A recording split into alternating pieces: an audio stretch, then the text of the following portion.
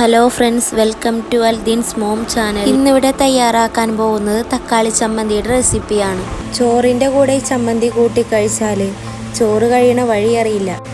ചമ്മന്തി ഉണ്ടാക്കാൻ വേണ്ടി കുറച്ച് തേങ്ങയും ചുവന്നുള്ളി, പച്ചമുളക്, ഉപ്പും ഇട്ട് മിക്സിയുടെ ജാറിലിട്ട് ഗ്രൈൻഡ് ചെയ്തെടുക്കുക.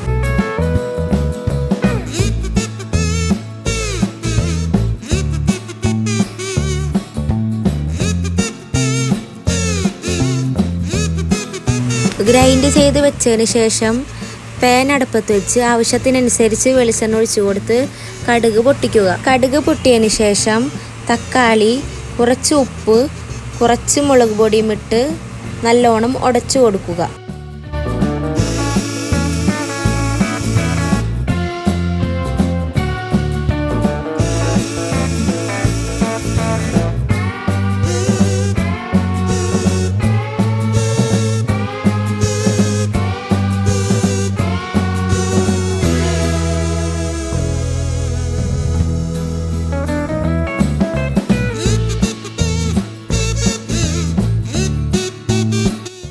ആവശ്യമുള്ളവർക്ക് കറിവേപ്പില ആഡ് ചെയ്യാവുന്നതാണ്.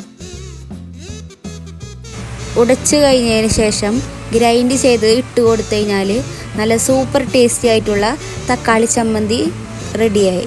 വീഡിയോ ഇഷ്ടപ്പെട്ടാൽ ലൈക്ക് ചെയ്യുക, ഷെയർ ചെയ്യുക, സബ്സ്ക്രൈബ് ചെയ്യുക.